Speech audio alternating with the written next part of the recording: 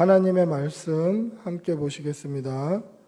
말씀은 시편 96편 1절에서 5절입니다. 시편 96편 1절에서 5절, 시편 96편 1절에서 5절입니다. 시편 96편 1절에서 5절, 우리 천천히 한 목소리로 함께 읽겠습니다. 시편 96편 1절에서 5절입니다. 시편 96편 1절에서 5절, 천천히 한 목소리로 함께 읽겠습니다. 새 노래로 여호와께 노래하라. 온 땅이여 여호와께 노래할지어다. 여호와께 노래하여 그의 이름을 송축하며 그의 구원을 날마다 전파할지어다. 그의 영광을 백성들 가운데에, 그의 기이한 행정을 만민 가운데에 선포할지어다.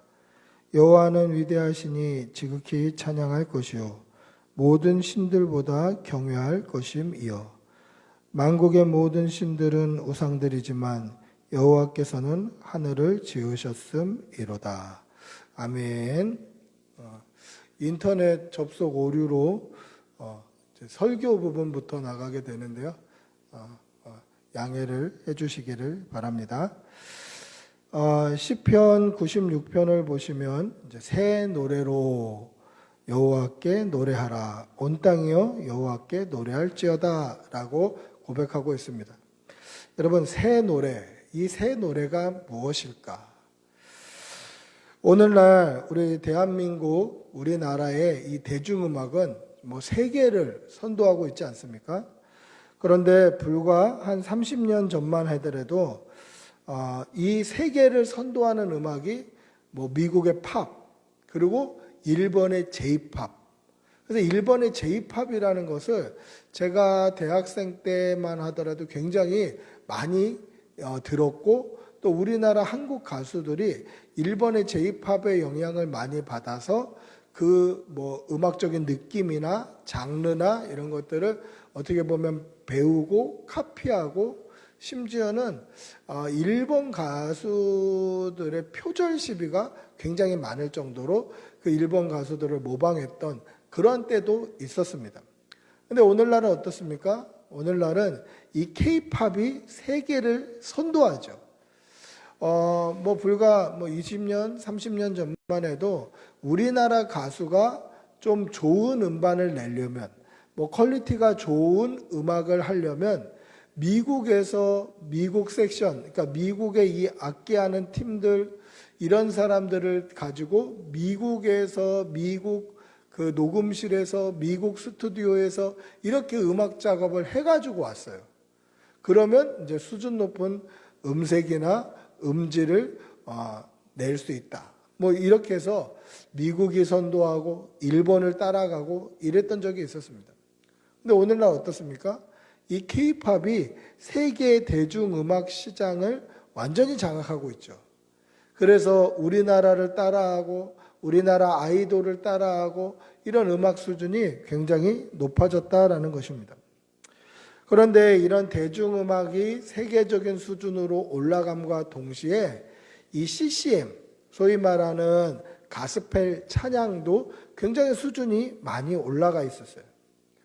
예전에는 교회에서 부르는 소위 복음성가, 이 복음성가는 이 찬양 인도를 하다 보면 코드를 비슷하게 진행하면서 맞춰서 여러 곡을 이어서 찬양 인도하는 게 유행이었기 때문에 어떻게 보면 순환 코드, G 코드 순환 코드, C 코드 순환 코드, 이런 순환 코드로 복음성가가 대부분 작곡이 되어 있었어요. 그래서 몇 곡을 이어서 한다, 몇 곡을 이렇게 쭉 연달아 한다, 이게 굉장히 편했습니다. 그리고 반주하기도 쉽고 기타 연주하기도 쉽고 그랬어요. 그리고 박수치기 좋은 대부분 4분의 4박자곡이 많았죠. 그런데 오늘날 이 CCM, 복음성가, 가스펠 이런 찬양의 완성도가 어떻습니까? 그 정도 순환 코드 가지고 작사 작곡하는 그런 수준이 아니라 이 대중음악 사이에 두어도 전혀 손색이 없을 정도로 퀄리티 높은 그런 아주 세련된 코드 진행, 아주 세련된 반주, 아주 정말 가슴을 울릴 만한 그러한 아름다운 고백적인 찬양의 가사. 그래서 굉장히 이 CCM도 완성도가 높아요. 그래서 뭔가 앞뒤로 순환 코드가 있어서 다음 곡을 이어가고 쭉 몇 개를 연달아서 찬양하고 이런 수준이 아니라 오늘날 이 CCM 자체도 한 곡 한 곡이 굉장히 이 완성도가 높기 때문에 그냥 그 한 곡에 있는 전주가 아름답고 가사가 아름답고 그 한 곡만 묵상해도 참 마음이 따뜻해지고, 그래서 인도자는 한 곡 충분히 하고 그리고 또 다음 곡 전주하고 또 찬양하고, 그러니까 예전처럼 뭐 메들리처럼 쭉 이어서 하는 게 아니라 요즘에는 찬양 인도도 좀 바뀌었더라고요. 한 곡 하고 다시 전주하고 또 한 곡 하고 뭐 이런 식으로 한 곡 한 곡의 완성도가 굉장히 높다라는 것이죠. 그래서 요즘 찬양들은요, 이 기타로 제가 이렇게 기타로 반주하면서 부르기에 참 어려워요. 요즘 찬양들의 특징이 뭐냐면 단순히 순환 코드가 아니라 코드 진행도 조금 어렵고 세련돼 있고, 또 한 가지는 듣기는 참 쉽게 들리고 듣기는 참 좋고 그냥 편하게 들리는데 또 들으면서 부를 때는 뭐 어느 정도 얼추 따라할 것 같은데 아무것도 없이 제가 기타 반주하면서 제가 부르면 굉장히 어려워요. 찬양이 박자나 이런 디테일한 부분이 굉장히 세련됐기 때문에 그것을 그냥 예전의 감성으로 따라서 부르기는 좀 어려운 거예요. 굉장히 세련돼진 거죠. 그래서 이것이 새 노래일까? 여러분, 새로운 노래가 시대에 발맞추어 가서 세련된 게 변화돼서 뭐 이렇게 세련된 가사와 세련된 찬양의 곡조와 이게 과연 새 노래일까? 오늘 말씀하고 있는 새 노래로 여호와께 노래하며 라고 할 때에 과연 이게 새 노래일까? 부른 사람들이 별로 없는 신곡, 이게 과연 새 노래일까? 만약에 이것을 새 노래다라고 생각하는 사람은 아마 없을 것입니다. 새 노래가 바로 이러한 의미는 아니겠죠. 그러면 오늘 새 노래로 여호와를 노래하라, 여호와를 송축하라 하는 이 새 노래가 과연 무엇을 의미하는 것일까? 그리고 오늘 우리에게는 어떠한 은혜로 또는 어떠한 도전으로 다가오는 것일까? 오늘 말씀을 통하여서 새 노래의 의미를 깨닫고 또 도전받는 그러한 시간이 되시기를 축복하고 기도합니다. 할렐루야. 성경은 새 노래라는 표현이 굉장히 자주 등장합니다. 많이 등장하지는 않아요. 성경 전체에 총 9번의 새 노래가 등장을 합니다. 이 새 노래라는 표현이 9번 등장하는데 그 중에 7번이 구약 성경에 있고 2번이 신약 성경에 있는데 다른 성경에는 하나도 새 노래라는 표현이 등장을 안 하고 요한계시록 5장과 요한계시록 14장에 딱 2번 등장합니다. 그럼 이 새 노래가 무엇일까? 무엇을 의미하는 걸까? 오늘 다른 본문에 나와 있는 새 노래의 의미를 먼저 한번 보고 오늘 본문에 있는 새 노래의 의미를 또 배워보는 그런 시간이 되도록 하겠습니다. 먼저 알아볼 것은 우리 시편 40편 1절부터 3절에 나와 있는 새 노래입니다. 시편 40편 1절부터 3절 한번 읽어볼까요? 시편 40편 1절부터 3절 같이 읽어보겠습니다. 내가 여호와를 기다리고 기다렸더니 귀를 기울이사 나의 부르짖음을 들으셨도다. 나를 기가 막힐 웅덩이와 수렁에서 끌어올리시고 내 발을 반석 위에 두사 내 걸음을 견고하게 하셨도다. 새 노래 곧 우리 하나님께 올릴 찬송을 내 입에 두셨으니 많은 사람이 보고 두려워하여 여호와를 의지하리로다. 할렐루야. 오늘 여기서 말하는 새 노래를 찬양할 이유가 뭡니까? 오늘 이 9절 1절부터 3절을 보시면 여기에는 이 시편 기자의 변화되는 과정이 그려지고 있습니다. 그게 뭡니까? 1절과 2절 중반부까지는 자신이 여호와께 부르짖었더니 여호와께서 그 부르짖는 소리를 들으시고 기가 막힐 웅덩이와 깊은 수렁에서 건져주셨다라고 표현합니다. 그러니까 이 시편 기자의 그 과거의 삶은 어땠다는 겁니까? 여호와께 부르짖는 삶. 그 말은 부르짖었다라는 것은 애통하는 노래, 애가를 불렀다라는 것이죠. 애통하는 노래를 부르는 거예요. 부르짖는 거죠. 울며 울며 부르짖는 거예요. 왜 부르짖습니까? 자신의 삶을 보면 기가 막힐 웅덩이와 수렁에서 건져주시고, 그러니까 기가 막힐 웅덩이와 수렁에 빠져 있는 삶이 발견되는 거예요. 그래서 여호와께 부르짖는 거죠.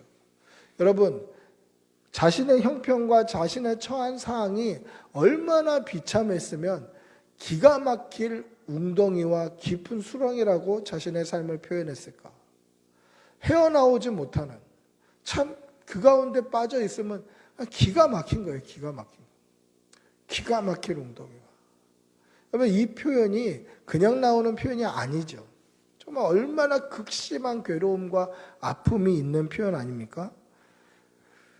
그 기가 막힐 웅덩이와 수렁에 있었던 지난 날, 그곳에서 괴로워 우리 하나님을 목 놓아 부르짖었던 그 지난 날에서 주님이 끌어주시어서 하나님께서 어떻게 하셨습니까? 내 발을 반석 위에 두사 내 걸음을 견고하게 하셨다라는 것이죠.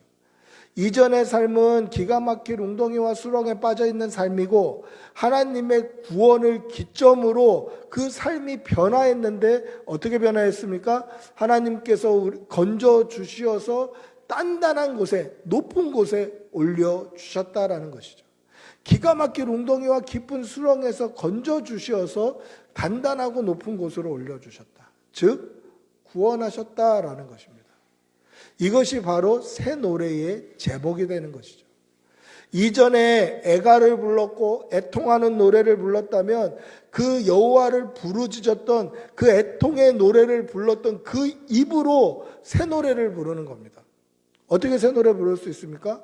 그 전에 기가 막힐 웅덩이와 수렁에 빠져 있었던 그 삶에서 건져내셔서 구원하셔서 높은 곳으로 단단한 곳으로 옮겨주셨으니 이제 변화된 신분에 맞게 변화된 노래를 하는 거예요. 그 전에 부르짖었던 애통하고 애가를 불렀던 그 입으로 변화된 삶이, 변화된 인생이 거듭난 삶에 걸맞게 이제는 구원의 노래를 부르는 거예요. 그게 바로 새 노래다라는 것이죠. 구원의 노래가 바로 새 노래입니다. 나를 구원하셨습니다. 하나님이 나를 구원해 주셨습니다. 이 구원의 노래가 새 노래예요. 거듭난 성도가 부를 노래가 새 노래다라는 것입니다. 두 번째로 우리 요한계시록을 한번 살펴볼까요? 우리 요한계시록 14장 3절을 한번 보도록 하겠습니다. 요한계시록 14장 3절입니다. 계시록 14장 3절. 요한계시록 14장 3절 우리 같이 읽어보겠습니다. 계시록 14장 3절입니다. 같이 읽어봅니다. 그들이 보좌 앞과 내 생물과 장로들 앞에서 새 노래를 부르니 땅에서 속량함을 받은 14만 4천 밖에는 능히 이 노래를 배울 자가 없더라. 아멘. 이 요한계시록 14장 3절에 새 노래를 부르는 사람들은 어떤 사람들입니까? 땅에서 속량함을 받은 14만 4천 명이 새 노래를 부르는 거예요.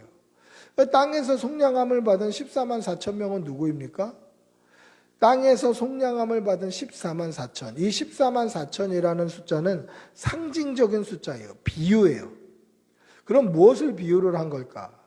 이것은 대표적으로 구약에 있는 12지파, 대표적인 12지파 곱하기 12 곱하기 신약을 대표하는 12사도 12 곱하기 완전수인 1000, 이것을 다 곱한 숫자가 14만 4천입니다.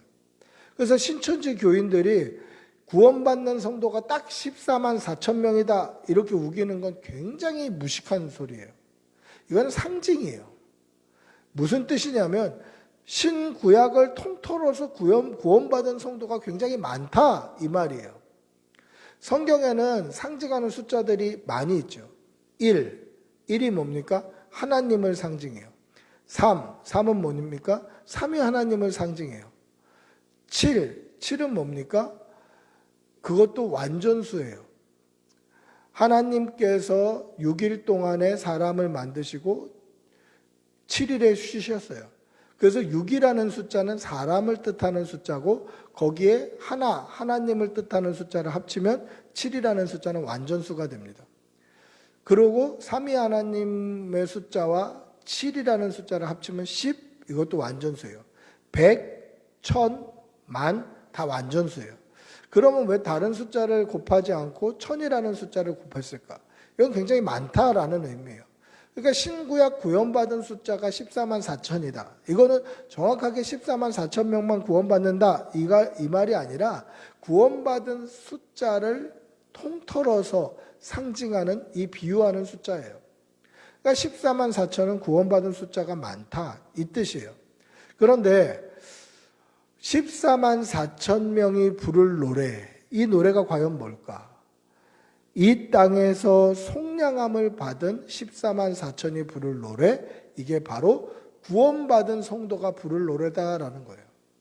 신구약을 통틀어서 구원받은 성도의 상징이 14만 4천.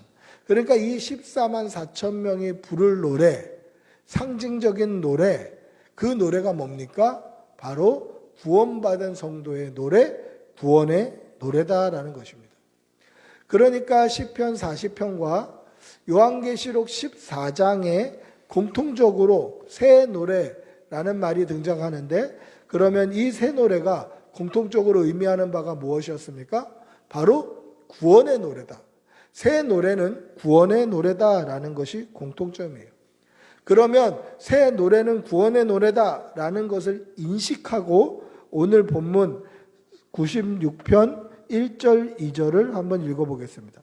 시편 96편 1절 2절입니다. 같이 읽어보겠습니다. 시작. 새 노래로 여호와께 노래하라. 온 땅이여 여호와께 노래할지어다. 여호와께 노래하여 그의 이름을 송축하며 그의 구원을 날마다 전파할지어다. 할렐루야. 새 노래로 여호와께 노래해야 될 이유가 무엇입니까? 그 이유는 2절에 보시면 구원을 전파하기 위해서 새 노래로 노래하는 거예요. 내가 받은 구원이 너무도 크고 많고 감사해서 이 받은 구원 때문에 구원받은 성도의 노래, 새 노래를 부르는 것이죠. 그 새 노래의 제목이 뭡니까? 여호와께 노래하며 그의 이름을 송축하는데 그 노래의 제목은 뭡니까? 바로 그의 구원을 날마다 전파하는 거죠. 내가 구원받았다. 내가 구원받은 성도다. 내가 이렇게 구원받아서 너무 기쁘고 좋다라는 것을 계속 찬양하는 거예요. 구원하신 하나님을 찬양하는 거예요. 구원의 노래를 부르는 거예요. 그래서 우리의 구원의 노래소리를 듣는 사람들에게 구원이 전파되는 거예요. 그게 전도죠. 따라서 성도가 불러야 될 노래, 새 노래는 뭡니까? 구원의 노래인 거예요. 내가 받은 구원을 노래하는 것. 이것이 바로 새 노래다라는 것입니다. 구원의 노래, 성경에서 말씀하고 있는 새 노래는 다 구원의 노래를 의미하는 것입니다. 우리를 구원하시려고 독생자를 아낌없이 주신 그 아버지 하나님의 사랑, 생명을 내어주시기까지 우리를 구원하시려고 하셨던 그 예수 그리스도의 열정, 그것이 우리가 불러야 될 새 노래다라는 것입니다. 여러분, 예수 그리스도를 믿음으로 말미암아 구원의 새 노래를 날마다 부르시는 여러분들이 되시기를 바랍니다. 이 믿음이 없으면 이 구원의 새 노래를 부를 수가 없어요. 이 믿음이 없으면 구원받은 성도의 새 노래를 부를 수 없다라는 것이죠. 고통의 애가만 부르게 되는 거죠. 죄에 빠져서 힘들어하고 있었던 그 고통의 애가만 부르게 되는 것입니다. 제가 예전에 사역할 때 찬양 인도를 했었습니다. 교회에서 찬양 인도를 했었는데 저는 아까 앞에서도 언급했듯이 4분의 4박자, 그러니까 박수치기 좋은 그런 복음성가들을 굉장히 많이 찬양했어요. 이렇게 잘 이어서 뭐 메들리처럼 그렇게 찬양 인도를 했었습니다. 제가 훈련받은 찬양 인도 스타일이 그래서 그냥 그렇게밖에 찬양 인도를 잘 못해요. 음악성도 떨어지고 뭐 노래를 잘하는 것도 아니고 그냥 그렇게 찬양 인도를 해요. 근데 그렇게 찬양 인도를 하는데 어떤 다른 교회에서 신앙생활 하시다가 우리 교회 오신 지 얼마 안 되시는 안수 집사님이 저한테 목사님, 저는 목사님이 찬양 인도하면 참 은혜가 됩니다 그러시더라고요. 그러니까 기분이 좋더라고요. 그러니까 은혜가 된다고 칭찬을 해주시니까 기분이 좋았어요. 왜냐하면 저는 오후 예배와 금요기도의 찬양 인도자였는데 우리 교회는 1부 예배, 2부 예배 그 대예배 찬양 인도하는 사역자들도 있었기 때문에 오히려 그들이 주목을 받고 오후 예배나 뭐 금요기도의 찬양 인도자는 실력도 그렇고 뭐 주목받을 게 없는데 은혜가 된다니까 참 기분이 좋더라고요. 근데 이분이 왜 제가 찬양 인도할 때 은혜가 되는지를 이야기하시는데 그 이야기를 듣고 제가 띵 머리를 맞은 것처럼 충격을 받았어요. 뭐라고 말씀하시냐면 목사님은 보혈 찬양을 많이 하기 때문에 목사님 찬양 인도할 때 참 좋습니다. 은혜가 됩니다. 그래요. 저는 보혈 찬양을 굉장히 좋아해요.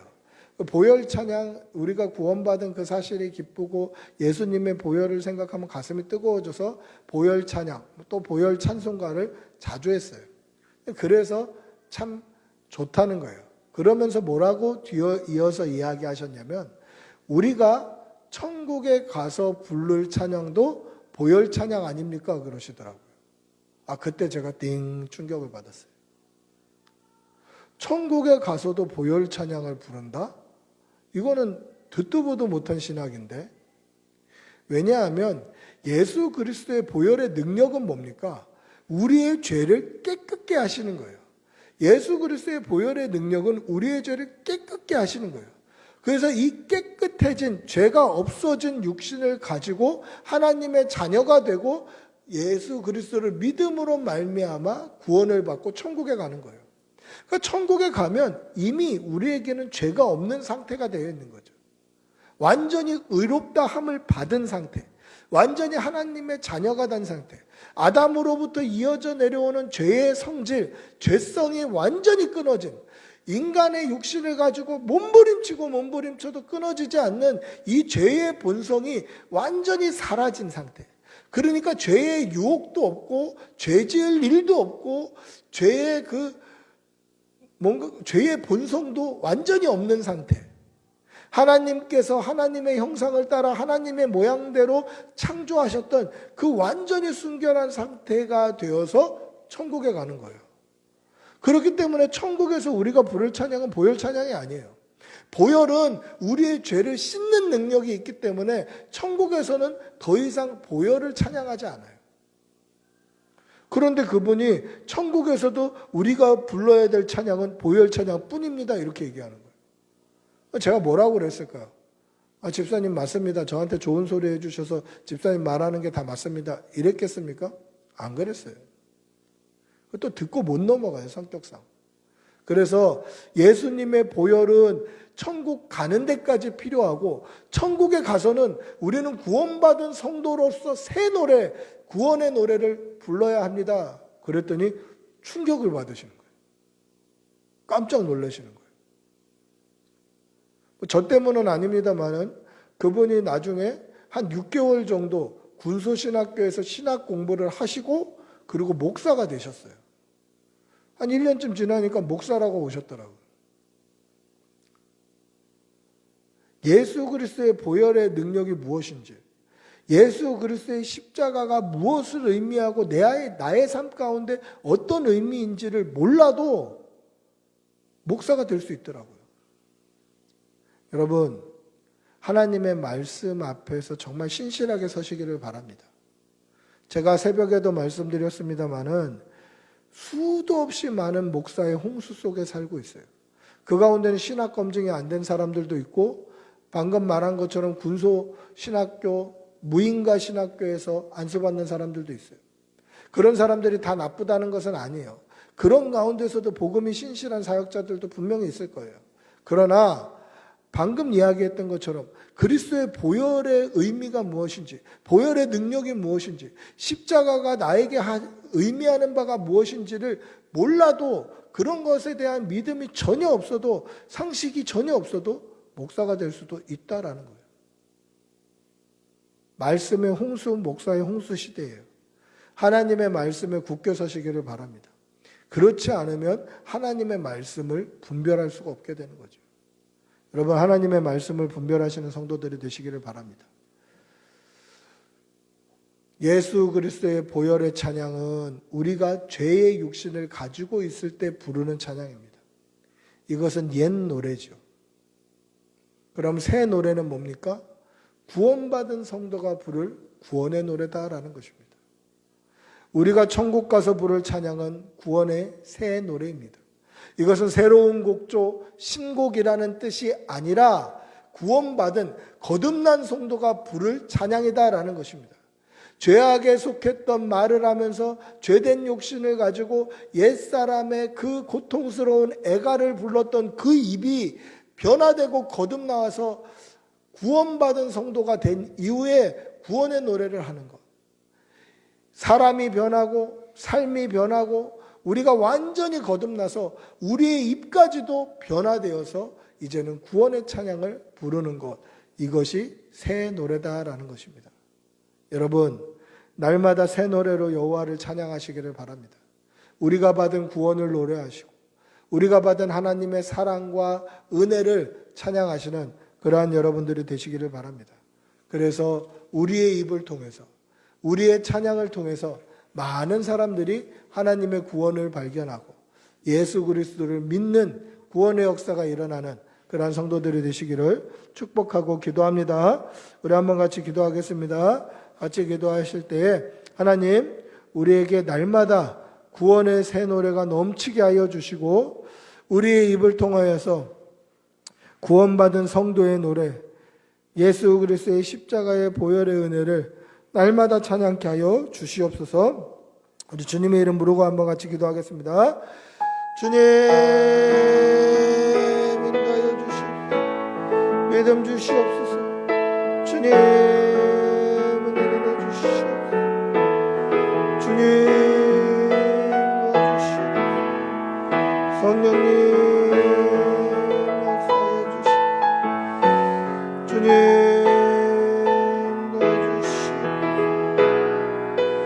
아버지 함께 해주시옵소서. 성령님 은혜를 건네펴 주시고 믿음 주시옵소서. 주님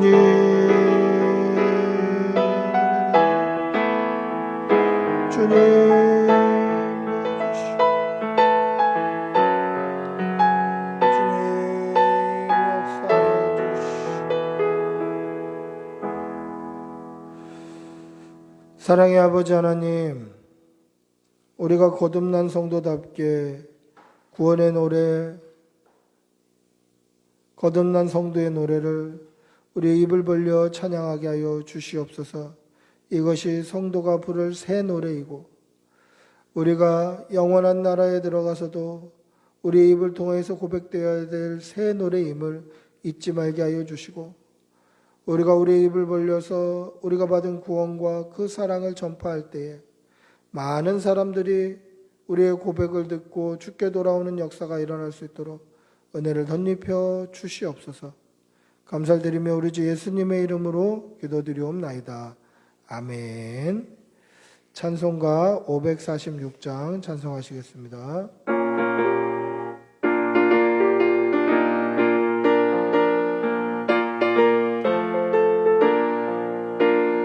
주님 약속하신 말씀 위에서 영원토록 주를 찬송하리라.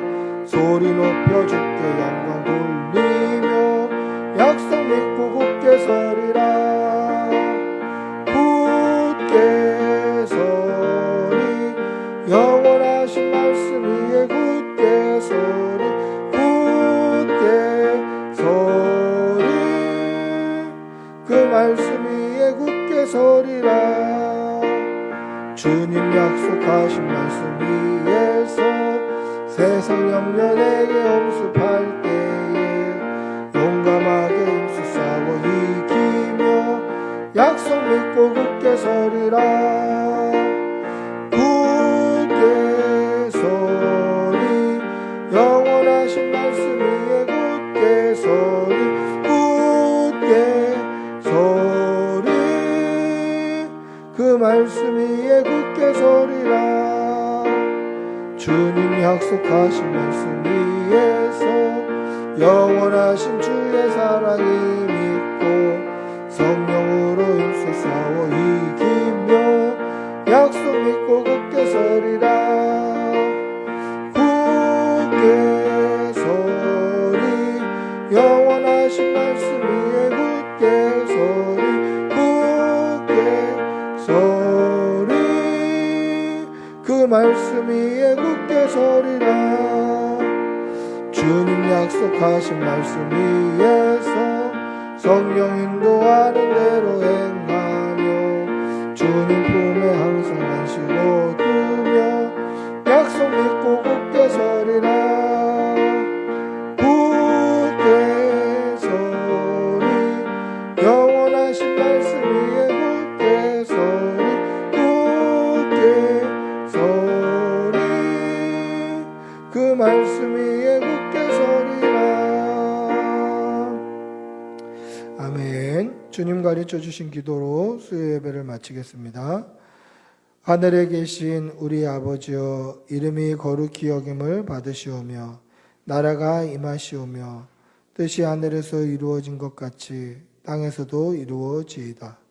오늘 우리에게 일용할 양식을 주시옵고 우리가 우리에게 죄 지은 자를 사하여 준 것 같이 우리 죄를 사하여 주시옵고 우리를 시험에 들게 하지 마시옵고 다만 악에서 구하시옵소서. 나라와 권세와 영광의 아버지께 영원히 있사옵나이다. 아멘. 주님 성령을 부어주시고 은혜 주시옵소서. 믿음 주시옵소서.